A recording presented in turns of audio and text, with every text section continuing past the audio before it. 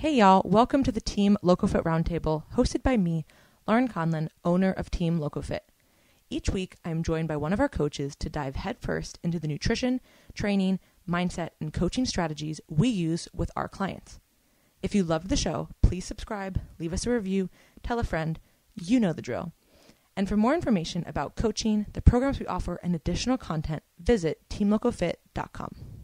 And we are back, and this week I'm joined by training director Ryan. Big Bear. Okay. Any other nicknames? No, that's it. My favorite person in the whole world. Oh, that's a joke. All right, what are we talking about today? Was it like a year ago? I feel like it was a while ago you wrote this article. I don't even know. Yeah, it was a while ago, and Ryan wrote this glute training article, and he was like, hey, I have this name. I was like, all right, and what is it? He's like, Ask Craze. And I was like, that's the worst name I've ever heard for an article. And then all the other coaches loved it, and we got so much feedback, and it was our most opened email. It was a hit. It was totally a hit, and I was like, all right, well, Ask Craze is definitely a good title. And we get so many questions about building glutes because most people want to have better glutes. I particularly get a lot of questions about this. A lot of our clients are like, hey, how do I grow my glutes? So we want to dedicate a whole podcast to how to build your glutes and the Ask Craze. That's what this is about? I thought I was just going to talk about how I like staring at butts. Yeah, I tricked you into it. This is actually going to be educational, not just how much you like big butts. I thought we were going to talk about different shapes. We just J-Lo's versus Shakira. Sir Mix-a-Lot is on our soundboard. That we don't have, that we totally need. All right, so first, just a basic breakdown. There are 3 glute muscles. This is not going to be an anatomy podcast. Don't go to sleep, everybody. Stay with us. What are they, Lauren? Why are you looking at me like that? I actually wrote that down. I'm making this interactive. Glute max, glute med, and glute min. Ding, ding, ding. Wait. So the glute max is the really big, that's what most people think of when they think of glutes. It's the biggest. Gluteus maximus. Yeah, it's the biggest muscle, hence max. And then the glute min is going to be very, very small, and that's actually underneath the glute medius. And a lot of people will know those as the abductor muscles. So it's kind of like that shelf at the top of your glute.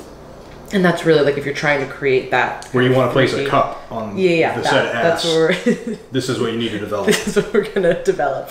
But there's a few other muscles that are not glute muscles that do affect. Well, before we move on to the other muscles. Sorry. So she touched on the glute med and the glute minimum doing abduction, right? So abduction is away from your body. Yes. So abduct, aka I always remembered it as an alien abducting you, so you're being pulled away from your body. So they both do abduction. They're primarily used to stabilize the hips. The anterior portion of both muscles actually also does internal rotation. So that's you pointing your foot midline, and the posterior part of both of these muscles does external rotation. So pointing your toe away from you. So those are the actions for the glute med and the glute min. They're buddies. They work together all the time.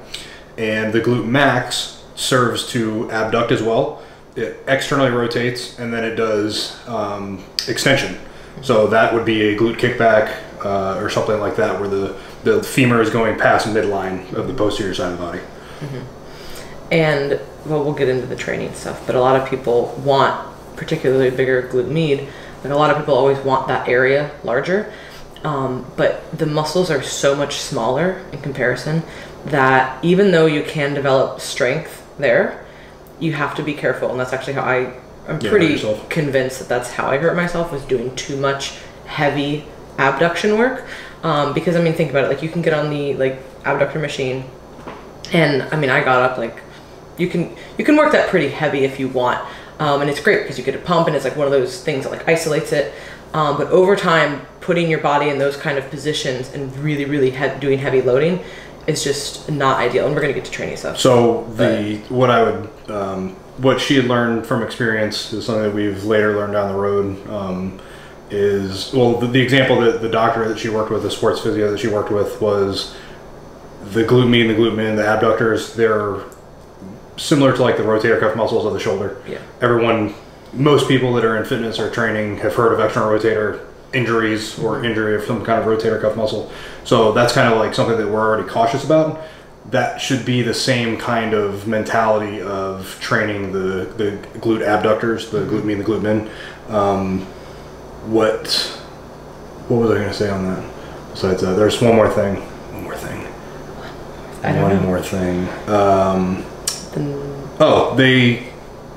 They're meant to stabilize. So like that's the entire point. That is one of the things that I read off earlier. They're stabilizers. So when you're trying to overload stabilizers with heavy training, it usually just doesn't work out well. Yeah. So just give it adequate volume, train it appropriately over time, and they will grow. But they will also be growing while you're trying to stabilize doing other exercises like squatting, deadlifting, hip extension, hip thrusters, things like that. They are meant for stability. So they're not working when you're doing other exercises. Even walking, they're working. But yeah. So some of the other muscles that are going to affect your glute shape, this is particularly for, let's say, a bikini competitor or any kind of physique competitor. And then, or if somebody's just looking at a picture of that, like, oh, hey, like, what's this? Or like, I want my glutes to look like that or whatever. A lot of that is going to be affected by your adductors, like the size and the shape of your adductors. The adductors are the muscles on the inner thigh, so the inside of the leg. If you have some people have very developed adductors, which will add to their glute shape from the back pose. Obviously, some people hold more body fat there than others. Like, there's just different shapes that you're going to see. And then the infamous glute ham tie-in. And if you're a competitor or have been in the physique competition world, you've often heard of this. And it's not really a thing. Yeah. It's actually not a muscle. It's not a muscle. And I think most people by now know that, but just in case people aren't aware, basically it's where the glutes and the hamstrings meet, essentially. And this is all glute shape is, like every other muscle, just genetic. And there's some people who have very high set glutes, some people have very round glutes, some people have pointy glutes. So if you ever see somebody on stage who has like these really like pointy glutes, like that's the only true way I can think of describing it. They have a very visible glute ham tie-in because there's an obvious distinction between where their glute ends and where their hamstring starts. Of course, this is, leanness is affected here too, as well as just overall muscle development. But there's a lot of people who you could physically look at and be like, wow, that girl has bigger glutes, but somebody has a better glute ham tie-in just based on their shape. Yeah, their structure. We all have the bones and muscles, right? But said bones and muscles are of different size, of different proportion, and the glute and the hamstrings can even tie in, they can insert they will always insert in the same places, but it might be a little bit here or there deviation depending on the skeletal structure. There's 3 hamstrings muscles, so all of them insert off or originate where they come from is from the ischial tuberosity, somewhere on the hip. And all of them insert somewhere below the knee. So the tibia, the fibia are going to be where the insertions are, and what that means is that the hamstring muscles, the bicep femoris, the semitendinosus, and the semimembranosus, they all serve to flex the knee. All 3 of them do that. Some of them are going to be a little bit more interior or more exterior or lateral or medial of the thigh. So depending on which way your foot is rotated is going to be depending on which hamstring your head you're going to hit near the knee. But at the hamstring tie-in, what we're talking about for the glute and the hamstring, that's mainly going to be done with the hamstrings in a lengthened position. So hyperextensions, dumbbell RDLs, things like that are going to be putting cable pull-throughs, exercises like that are going to be loading the hamstring in a lengthened position. Okay. Yeah, so that's just like a little basic background of kind of the glute muscles and the ones that are involved, with glute shape and like what you might be looking at, whether it's like a physique competitor or just like you want to change how you look and you're looking at, hey, what do these people's glutes look like? There's going to be a lot of variables there and a lot of different muscles. But the main thing that we want to talk about is understanding compound lifts versus isolation lifts for building your glutes.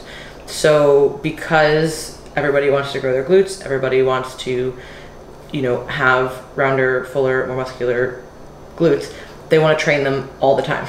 They want to do all the things. And you can do a bunch of glute isolation work I would argue once again that is a fast track to getting injured, the longer that you do that.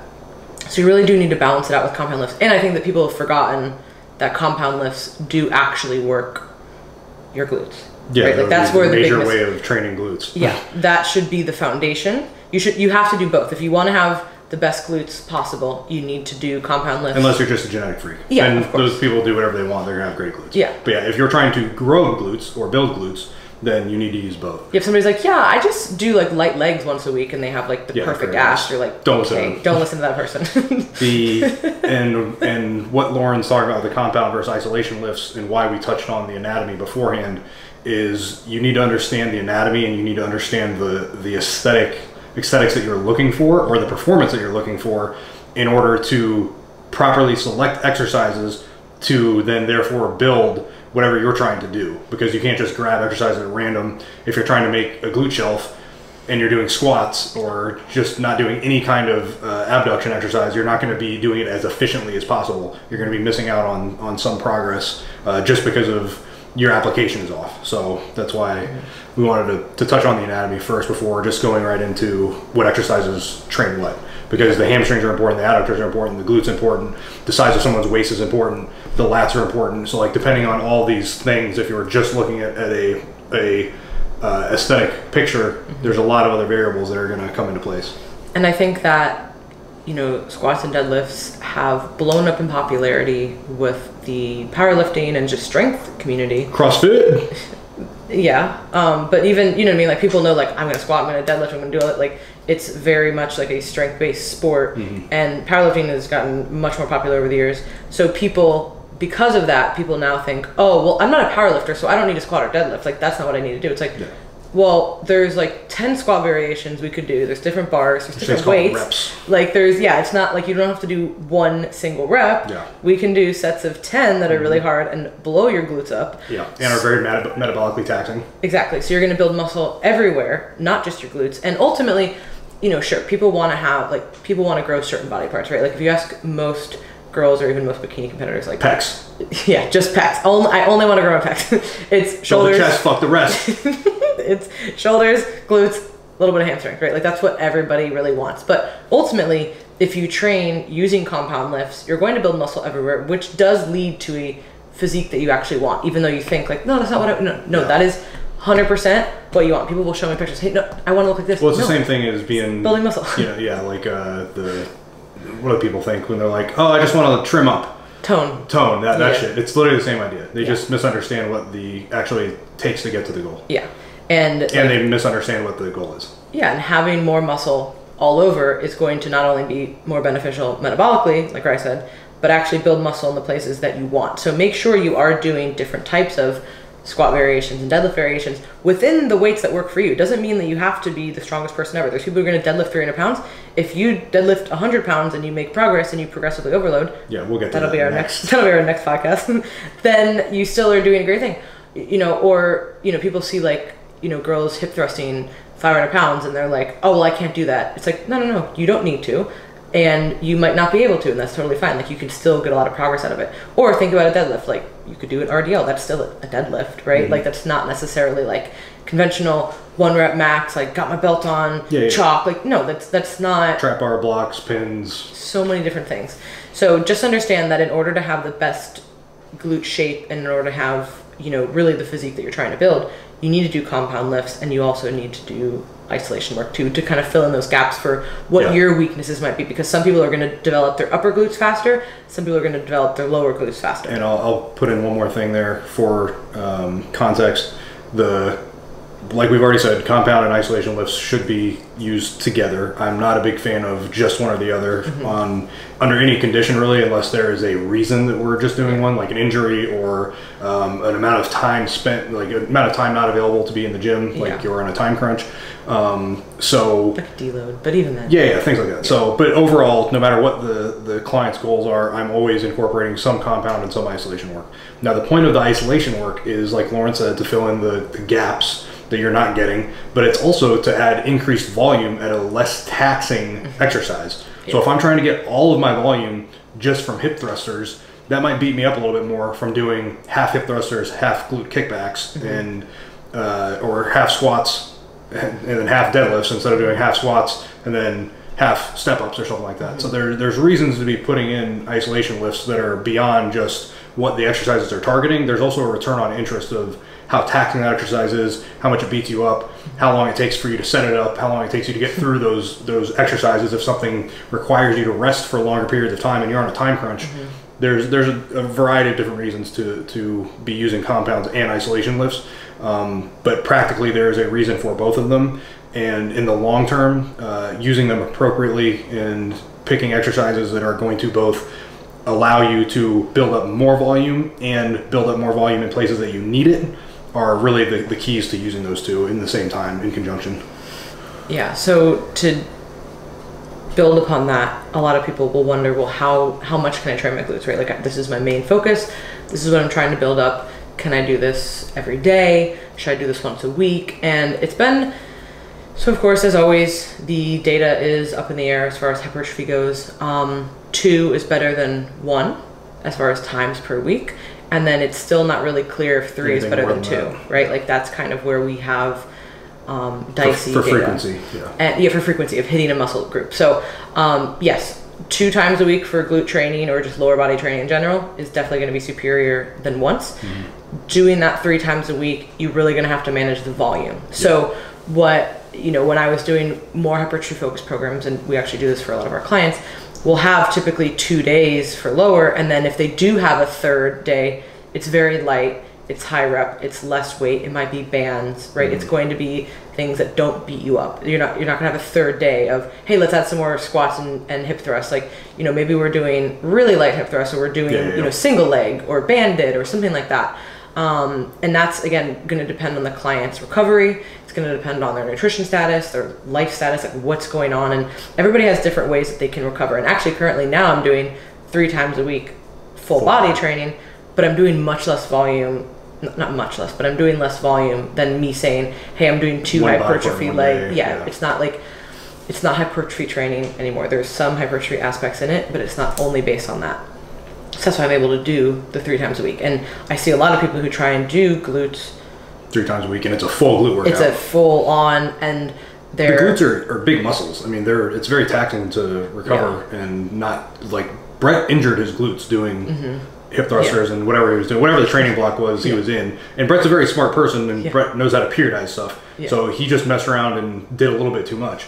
But if someone like that, with that experience and that in-depth knowledge of glute training, can injure himself, you can definitely do it. I mean, I'm still dealing with, which again, it wasn't like that, but it's still one of those things that I have to really be careful of. And it really was just like a wake up call of like, I can't do this really all the time. But yeah, if you're just doing booty builder, like step up classes, you could probably do that every day. But again, it's how much actual stimulus is the glute getting. And if you're using compound and isolation lifts appropriately at an appropriate volume to make progress, then I damn sure wouldn't want to be doing it every day or 6 days a week or 5 days a week. Man, if the actual, like the booty builder, like the machine, if they had a real booty builder class, that would actually be hard. So there is a brand of, like you would just do like that all day. There's a brand of like hip thrusts. It kind of it has like your feet more forward. It's a feet elevated. Yeah, feet elevated. They have a plate loaded one and a cable loaded one. And they're actually really nice. Like, I really like those. But yeah, if there was a class with that, that'd be brutal. But yeah, so start. People would be like, "Where's the cardio? I'm not jumping. Where's my step box?" Where's the step box? We do like step ups though. So not gonna lie, step ups and lunges can be great for glutes too, which we're gonna get to. Yeah, but it's not a 2-inch step up on a box. No, a little more than that. Come on. But yeah, so if you're gonna set up your glute training and that is gonna be your goal, start with twice a week. Don't do any more than that. You want to see how much you can get out of that, and that might be enough, and then great. A lot of people will get super gung ho and they want to go like 4 times a week, and then it's like, oh well, then they get injured, and then they step back, and then they're not training, and then hey, welcome to my life for a few years. So don't do that. Listen to me. It might take you until the second glute day to fully recover your glutes from the first workout. Yeah. So that's a pretty good indicator of how much you can do, and just because you can. This is another topic for the next podcast, but just because you can do more doesn't mean you should do more. Yeah. So always leave a little bit in the tank. In the long term is really, really important. So just a few favorite glute exercises, because I know like people always ask, I always get asked this, and we touched on it first, but the cable pull through, I love cable pull throughs. For whatever reason, it can lock my hips in. in a way that I feel my glutes and my hamstrings both awesome. I mean, yes, sure, you can feel a little bit in your lower back, but I've kind of learned how to learn how to do it correctly. Yeah, Ryan actually showed me how to do that, and we're no longer doing that. And it can be, I know it is like hard to hold, like it can get hard on your hands to hold, but it's not like, sure, you can load it up, but it's not something that you need to like be doing the whole stack. That with like 15 to 20 reps, honestly. Yeah, it doesn't, I feel like it's one of those exercises that's actually better with higher reps. Because it's hard to stabilize. It's one of those exercises where you're trying to keep your balance. There's a weight pulling you backwards between your legs while you're bent over. So let's not just throw weight on there and sacrifice. You won't be able to do it. So that, I love, what are those things called that are so hard and so awkward looking? The external rotation? The sideline hip raise, yeah. It's like you lean and it's like a side plank, but you're on your knee, right? And then you are letting your hip touch the ground, and then you're raising your hip up. And it works both legs, and it's very, very hard, and it looks kind of Well, you can funky. Use both legs if you're letting that one abduct away, like the top leg. Or you can keep them both together as like a regression. Oh, yeah. So there's like 5 different ways you could do these actually. Google sideline hip raise, and there's progressions of it and regressions of it. So it's pretty versatile. It's a great exercise. I mean, and you don't need anything. Like you just need body weight in the floor. So I think literally, I'll do 10 each side, and I'm smoked. Like it's much harder than you'd expect. So that's a really good one that you can build up with. So that'd be great for the glute med for the abduction category. And what Laurin had said before was actually an exercise that would build the glutes and the hamstrings with the cable pull through. That's a horizontally loaded cable exercise that's going between the legs. So the glutes are going to be needing a exercise usually for just targeting glutes is something that's going to be horizontally loaded. Yeah. Another favorite, which we actually added in only a few months ago, but is, I love goblet squats. I've always done goblet squats, but the full range goblet squats That's an interesting one. And I would imagine that might be different for everybody's mechanics. So there's a couple things that we've been playing around with this, and I've seen a lot of good results with my clients and different people we've used it with. So any squat is going to be a vertical loaded exercise, right? So what you're targeting in that traditionally is the lower part of the glute max. So that's the bottom portion of the ass. But in biomechanically, the lower you go in a squat, the more the quads are actually loaded up. So this is it kind of is counterintuitive, but when you take into account the longer range of motion for the hips, you're allowing the quads to work at the bottom, so they're getting adequate stimulus, but you're also putting the hips through a larger range of motion to come all the way to extension. So what I've found, and what I've found with you, and what I've seen personally and with some of our clients, is for some reason it does hit the glutes in an extended range of motion almost for a squat type variation. So a close stance, very vertical up and down. All the way down. Yeah, the glutes get pretty torched there. Yeah, it's just a very different, and if you haven't been squatting to full depth like I wasn't for years, it's again very humbling with how much, just because everything's blown up, right? Like you're just like, wow, this is really, really hard. But to that same token, I still do like plie squats, if Tony's listening, not pile squats. One of our friends who does programming, Tony Rogers, I don't know if I told him that I liked those, or he just added those in, like whatever. And I was like, it said pile squat, and I was like, Tony, because he'll put weird shit on the program. So I was like, hey, what's this? And he's like, and he sent me a video. I'm like, no, this is a plie squat. Like that's like a well-known thing in dancing and whatever. He's like, oh, okay. And then continues to write pile squat on all social media, on all programs. I'm like, okay. But so I actually like those too. And you can load those pretty heavy because it is a shorter range of motion. Yeah. So I'll typically do a wider stance than normal with that. You're going to have the weight start at the bottom. You grab it either, kettlebells are really easy to do this. Or, T-bell or really anything. So you're keeping the dumbbell or the kettlebell hanging between your legs. Yeah. You're not picking it up like a goblet. Yeah, so it's hanging, and then you're basically just kind of squatting down, squat down touch the ground. And then reverse that movement, and you're getting a lot of, I like that for heavier, air quotes, glute work that's still not like a compound lift. Yeah. And biomechanically, for squatting variations, traditionally, when the hips are around 90 degrees or parallel, that's when they are loaded the most. So that's when they're contributing the most to the exercise. So that's why I think the goblet squat is an interesting concept, because of the extreme extended range of motion. But both of these work very, very well just different. I should probably make a video on both. Like, yeah, one of them just makes more sense biomechanic wise than the other, but they both work, so I'm not going to question it. Yeah. And do you have any favorite glute exercises? You know, I mean, I've just started getting into the hip thruster more. Yeah, I didn't say that one because I feel like everybody knows that one, but yeah, hip thrusts are great. I like hip thrusts better than I like glute bridges. I've tried a million ways to glute bridge. I've tried everything with, you know, my hips, single leg, barbell, like I've done it all. It's not that I don't like them. I just feel the hip thrust much better. But then we have tons of clients who like glute bridges better. Yeah. So I think you should still do both. It's just going to depend on which one you focus on. So I've liked the hip thruster, the barbell hip thrust a little bit more lately. Still to this day, I just don't like loading it up. It's a pain in the ass to set up. But I've tried to go about ways to making it a little bit easier so I'm not deterred. Oh, like, so just a fun story. Really fun story. So if you guys follow me or Ryan, or you know what, we've seen the garage gym. We've talked about it before. And we have a full garage gym. And most of it is used equipment, which is fine. Like, we like that, don't mind it, whatever. So we finally decided to make an investment in a new piece of equipment, which was glutes. Press, glute, hip thrust pad. Wow. I almost called him. You want me to tell the story? No. So it comes in this box, which like you can clearly tell is only the size of the thing. And so we're cutting it open, and then I hear Ryan's like, fuck, he's like, I cut the box. I'm like the pad, and I was like, what? Like we literally, there's a huge slit on the top. And I used a razor and I cut the damn tape, and I guess I went a little bit deeper than I was supposed to. This is why we don't have nice things. This is why we have nothing new. Yeah, exactly. So we'll just put some tape on it or something, and it'll be good to go. So anyways, I have liked the barbell hip thrust. I really like the reverse hyper. For me, I can target the glutes really well on that. Playing around with your feet position is going to help. So externally rotating, adducting or abducting the legs together. Play around with it, but you can definitely target the glutes pretty well on there. That will also incorporate the hamstring some and the low back. So those are two of my favorites. I do like cable pull throughs a lot. A couple of other things that I've been playing with, and I like a ton now, are bent knee, straight leg deadlifts with a bent knee. So like dumbbells usually, or a bent knee good morning.